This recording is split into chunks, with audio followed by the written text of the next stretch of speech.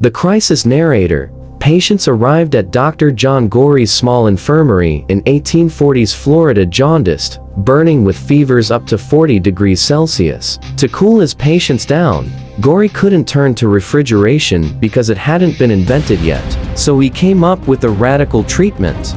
He suspended pans of ice overhead, allowing the cool, dense air to flow down over his patients, providing much-needed relief. But this treatment was almost impossible to sustain. It required hundreds of kilograms of ice per day, and Gorey had only one way to get it. He relied on ice blocks transported thousands of kilometers through a now forgotten ice empire, a vast network of ships and ice houses, all built and controlled by one man, known to the world as the Ice King. Over the previous 35 years, he had forged a monopoly that spanned the globe. Anyone who wanted ice was at his mercy. Gorey only got a few deliveries each year. By the peak of summer, the cost of just a few days' ice for the infirmary was more expensive than the average yearly wage. Locals began to refer to the ice as white gold.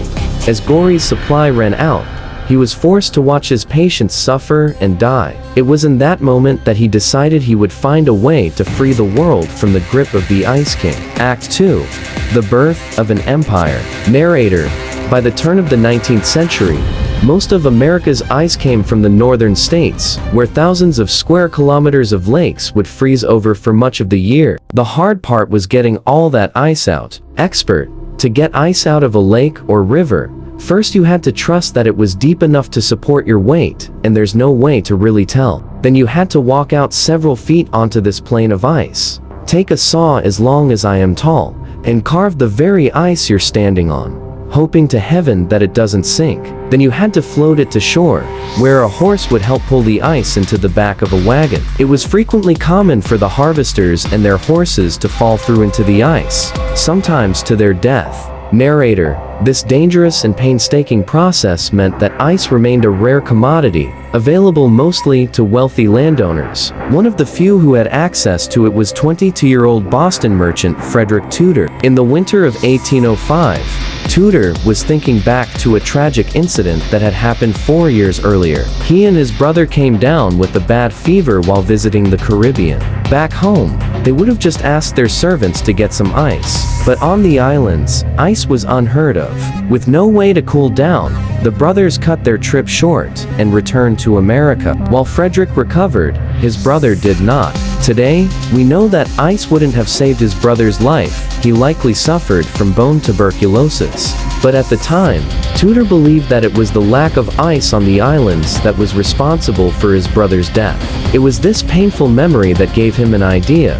What if he could be the one to bring ice to the Caribbean, and in the process, make his fortune? So Tudor got to work. He hired dozens of men to gather ice and approached investors to help finance a ship. But to the investors, this plan seemed ridiculous. Tudor wrote, "People only laugh when I tell them I'm going to carry ice to the West Indies, which is understandable. The journey would take 3 weeks, sailing through warm seas under the blazing Caribbean sun. Can you really transport ice in those conditions for that long? Wouldn't it all just melt?" Act 3. The Ancient Science Narrator. It turns out people had figured out ways to make ice last a long time, even thousands of years ago. As far back as 500 BC, in the scorching summers of the Persian Empire, ancient kings like Xerxes enjoyed refreshing frozen desserts, even when the outside temperature climbed as high as 35 degrees Celsius. Now, ice in the desert might seem strange, but during the winter months, temperatures can drop dramatically. So the Persians filled shallow pools with water,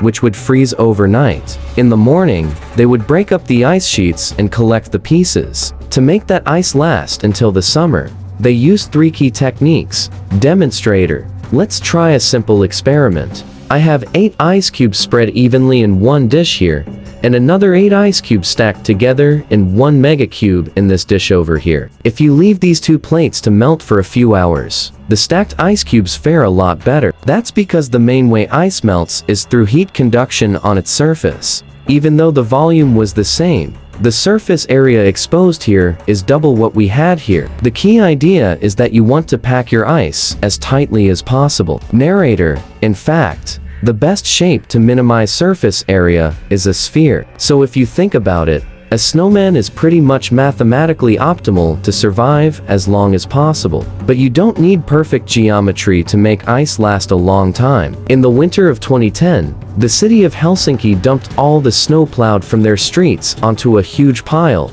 around 30 meters high and 100 meters wide. Almost a year later, that very same pile was still around, despite being exposed to one of the country's hottest summers in decades. The main reason it lasted so long is because the ratio of surface area to volume actually decreases for larger amounts of ice. This is known as the square cube law, which was the second technique used by the Persians. And finally, they needed a way to shield the ice from the harsh desert heat. Demonstrate.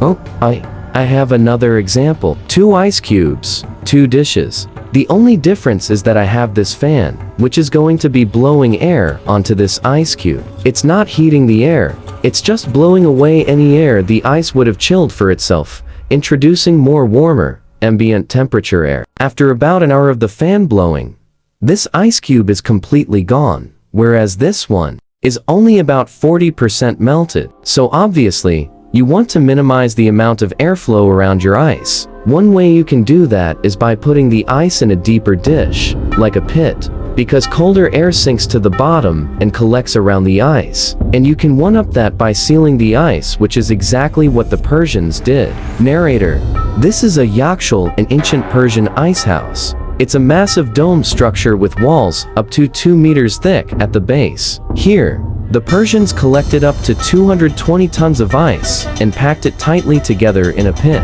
This allowed the cold, dense air to collect while warm air was funneled up and out of the dome. After the winter, the entire structure was sealed up, insulating the ice until summer. For the next 2,300 years, these techniques barely changed. And now, Tudor was ready to bet his fortune on these ancient principles. Act 4. The first voyage. Narrator: Tudor mortgaged land on his family estate to buy a ship, and he began modifying it for the long journey to the West Indies. Expert: he built out a cargo hold in the ship that was built similarly to the ice houses.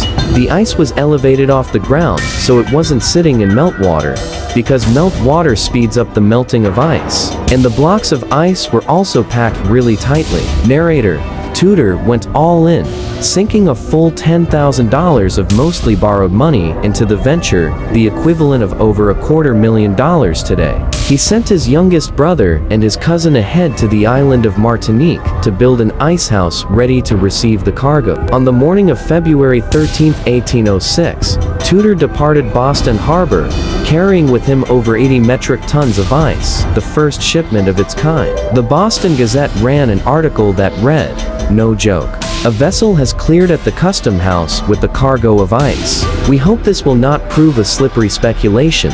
After nearly 3 weeks at sea, Tudor's ship arrived, and to his relief, around half of the ice had survived the trip. But there was a problem. His brother and cousin had failed to build an ice house. So with no place to store the ice, Tudor had to sell it straight off the dock, under the hot sun. He sold as quickly as possible, but after 2 days, he had only made about $50. The locals were confused by the strange frozen water, and many were shocked when their new product disappeared before their eyes. One customer tried to save his precious ice by submerging it in a bath of water, only to find it vanishing even faster. In the end, all Tudor could do was watch his remaining ice melt away. Yet somehow, he was undeterred. Over the next 4 years, he continued to borrow money, using every cent to ship ice to new markets like Cuba, Jamaica, Barbados, and Antigua. But business remained difficult. Tudor wrote, "I found myself without money and without friends, and with only a cargo of ice in a torrid zone to depend on for the supply of both."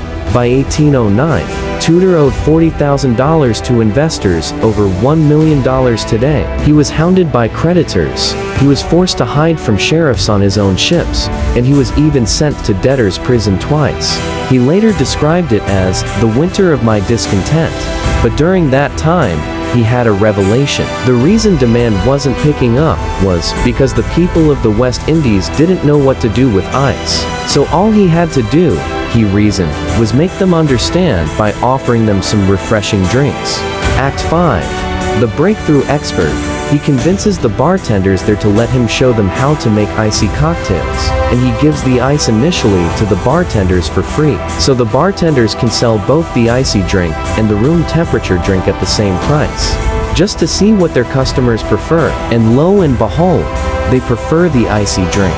Narrator, in Tudor's own words, a man who has drunk his drinks cold at the same expense for 1 week can never be presented with them warm again.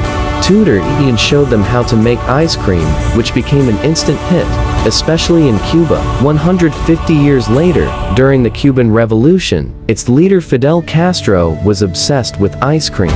He was actually known to eat up to 18 scoops after lunchtime. His sweet tooth was so famous that the CIA actually tried to assassinate him with the poison milkshake. Now, back in Tudor's day, his work was finally paying off. The cafe owners in the West Indies started asking him for more and more ice, and he realized that he could increase his profits just by refining his methods. So he started using sawdust to insulate his ice on the ship. Sawdust was a phenomenal insulator that you could basically get for free from all the sawmills around Boston. They were just trying to get rid of it. And he also replaced the manual saws at the lakes with horse-drawn plows, which made it easier to get the ice out. Because of that, the price of extracting a ton of ice dropped from around 30 cents all the way down to 10 cents. Expert. By the 1820s, Tudor was finally turning a profit, and the ice trade began to pick up. So much so that copycat businesses began to crop up. But Tudor wasn't about to let anyone else have a share of the market he created.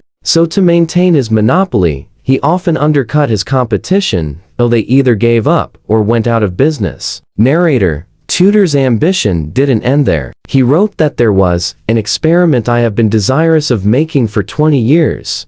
In 1833, he took on his biggest challenge yet, a 4-month journey to ship ice halfway across the world to Calcutta, India. And despite the trip being 5 times longer than his first one to the Caribbean, more than half of the ice survived. In India, the ice was a big hit. Over the next 20 years, Tudor made around $220,000 in Calcutta alone, making it one of his most profitable ventures. Over that same period, he rapidly expanded his empire, opening routes to Brazil, Singapore, Hong Kong, and even Australia. His yearly sales went from less than 10,000 tons in the 1830s to a record high of 132,000 tons in 1856. Seeing the wealth and power of his monopoly, the world gave Tudor a new name, the Ice King. Act 6. The Ice Age. Narrator. In under 50 years, the ice trade had become one of the largest industries in the U.S.,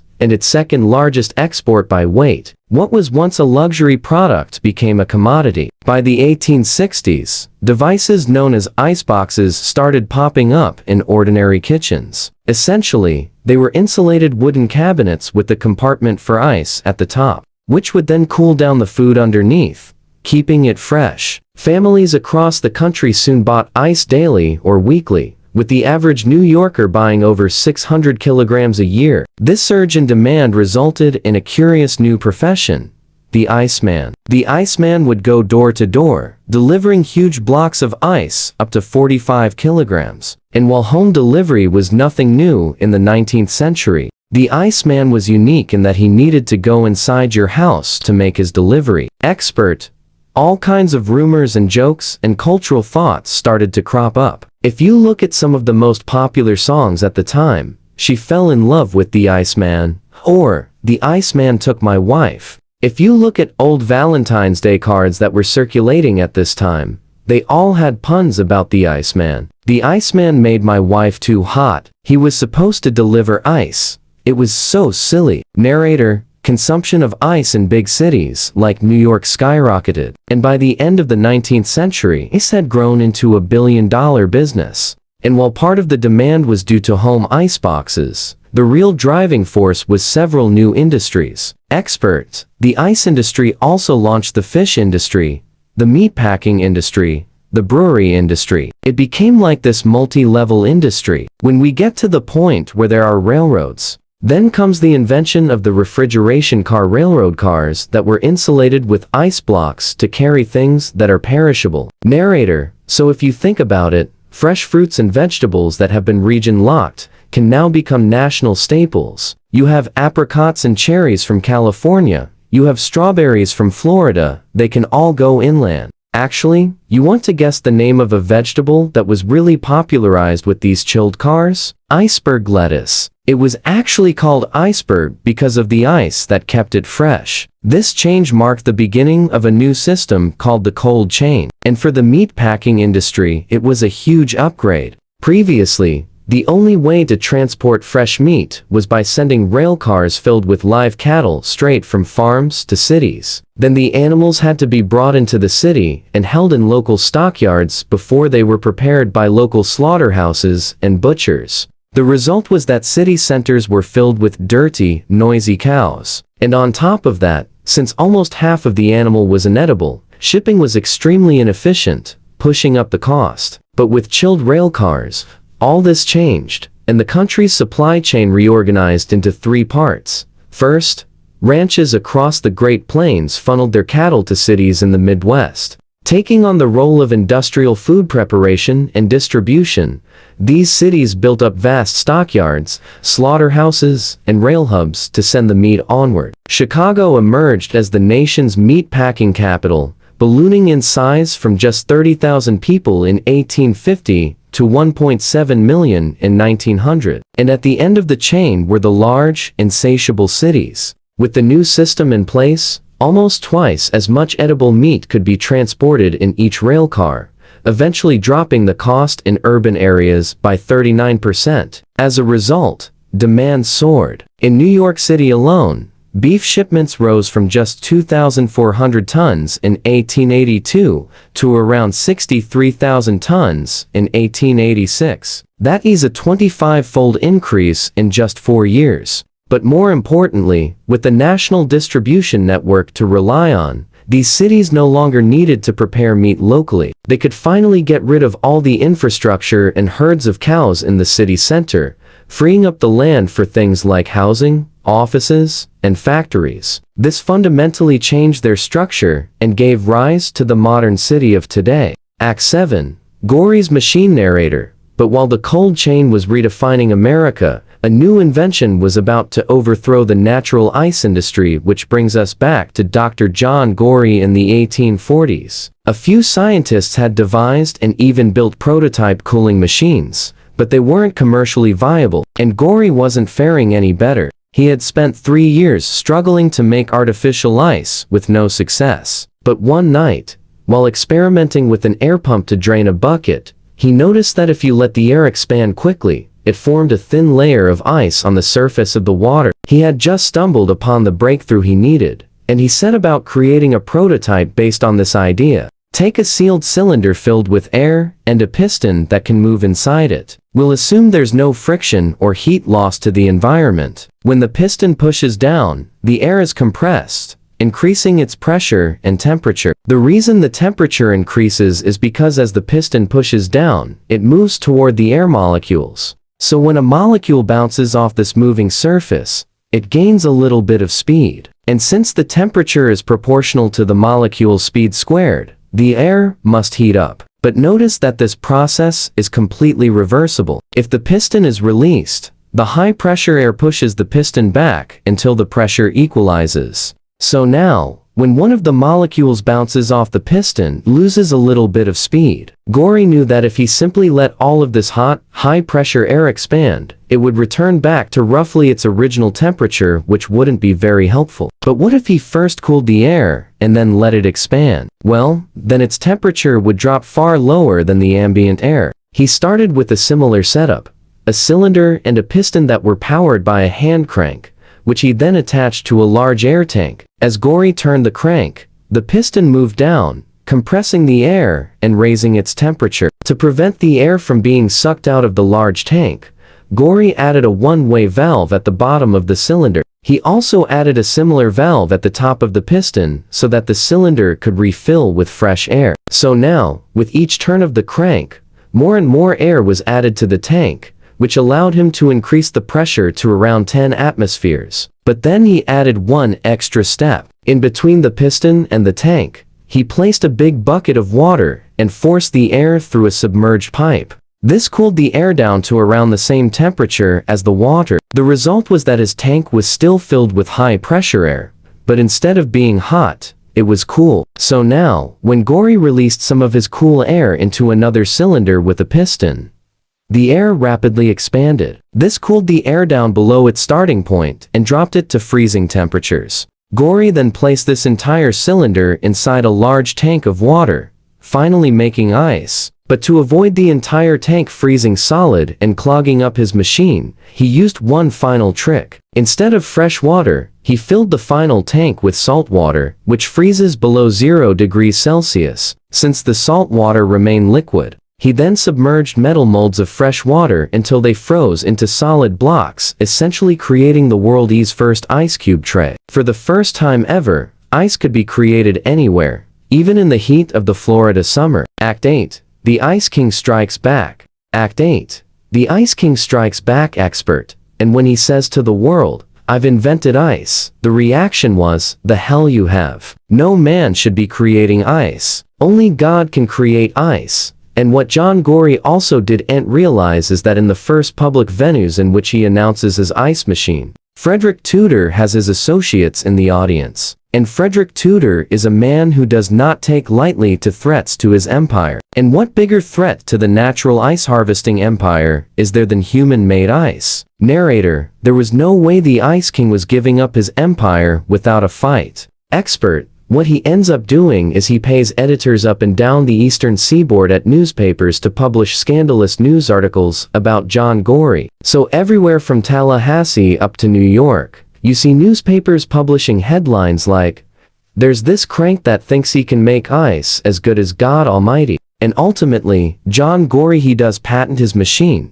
but he never makes a dime on it. Narrator: Gori spent the next few years in financial ruin. A decade later, he died alone and penniless, most likely succumbing to malaria. There are reports he suffered an extremely high fever in his final days, the very symptom he had tried to alleviate for so many years. But Gori's invention hadn't been completely ignored. Soon, others began work on artificial cooling machines, including James Harrison, a Scottish-born engineer working in Australia. Harrison noticed that Gori's machine had one big drawback. It relied on just two components to move heat: a compressor and an expansion engine. So instead of using air to cool his machine, he tried a different approach. Demonstrator: I have a can of freeze spray here, which is a liquid that when I press down on this button, comes out and immediately evaporates into a very, very low temperature gas. So what I am going to do is I am going to blast it at this cup of water. And the process is actually so effective that in under a minute, I'm able to get some ice to form in there. The reason this works is because something special happens when a substance changes phase. In order to go from a liquid to a gas, it needs to absorb a lot of energy. And pretty much all this energy goes into overcoming the force of attraction between molecules so that they can disperse and go into the gas phase. Narrator: Harrison realized he could take advantage of this effect by forcing a fluid to continuously evaporate and condense as it is going through a loop. A modern version looks something like this. Start by adding a liquid under high pressure to a loop. Passing this liquid through an expansion valve quickly drops the pressure and temperature, causing some of the liquid to immediately turn into a gas. The mixture then passes into an evaporator coil, where the remaining liquid continues to boil. But this phase change requires a lot of energy. So the liquid absorbs heat from the environment, and this is what creates the cooling effect. The cold gas is then cycled through a compressor, raising its temperature, and then it's pushed through a condenser coil. Here, the hot gas cools and turns back into a liquid, releasing the absorbed heat back into the environment before returning to the expansion valve. By repeating this cycle over and over again, Harrison was reportedly able to manufacture as much as 3,000 kilograms of ice per day, and his machine was a huge commercial success. Act 9. The Fall of Natural Ice Expert. Meanwhile, public resistance to godless ice and artificial cooling began to fade. overshadowed by a growing health crisis linked to natural ice. One of the reasons artificial ice was so much better is because we make it on our own terms. With natural ice, we had to wait until the right season in the right place. And then whatever happened in the water that froze like something died or was rotting in there, you had to work with it. Expert 2. By the time we get to the mid-19th century, at the peak of the Industrial Revolution, factories and farms are just letting loose their chemicals and detritus into the nearby lakes and rivers. Expert, you put an ice block into your cocktail, you could get cholera. There are stories of hospitals treating wounds with ice, and then the ice makes you get a disease, and your wound isn't even the problem. Expert 2. They're getting cholera. They're getting food poisoning or ice poisoning. I mean, they're getting very, very sick. Narrator, it's so funny when we first heard about this story. We were imagining this pure frozen New England ice, crystal clear. This incredible product. But yeah, probably is a lot less hygienic. And yeah, there's probably germs in there. Expert. And so the human-made ice companies were like, sure, ice isn't made by God, but natural ice will kill you. So which one do you want? Narrator, after the first affordable home refrigerator landed in the mass market in 1927, it became one of the fastest adopted new technologies of the entire 20th century, going from less than 1% of homes having one in the 1920s to 85% by 1944. This made its takeoff even faster than the motor car replacing the horse-drawn cart. Act 10. The Legacy Expert. There's this argument of, would the world really be so different without refrigeration? Like, sure, food, strawberries, iceberg lettuce, but then you think about vaccines, blood donations, insulin. The same cold chain transports those things. And then, beyond medicine, the same principles that Harrison and Gorrie used for their fridges are what allow us to cool things down to almost absolute zero. Over the past century, so many of the discoveries that we made rely on this principle of refrigeration. MRIs, the Large Hadron Collider at CERN, the James Webb Telescope, all of that is also refrigeration. And my favorite is the PCR story, where Thermus Aquaticus was in a fridge for 16 years before Kary Mullis discovered it. There wouldn't have been that connection to make PCR viable in that way without a fridge. Narrator, I think it is easier to focus on the movement of macroscopic objects and macroscopic things happening, but this is really about controlling motion on the smallest scale, controlling thermal motion, which is a pretty remarkable breakthrough. I mean, we could heat things up for a long time. You want to increase the thermal energy of molecules? You could do that from the time we had fire, but actually taking those molecules and figuring out how to remove their thermal energy and really slow them down, that is the refrigeration story. And that's really recent, but as you point out, it has profound effects. Gorrie was able to make ice because he wasn't afraid to step outside his own profession, medicine, and venture into a new field, thermodynamics. And subscribe my channel. Thank you.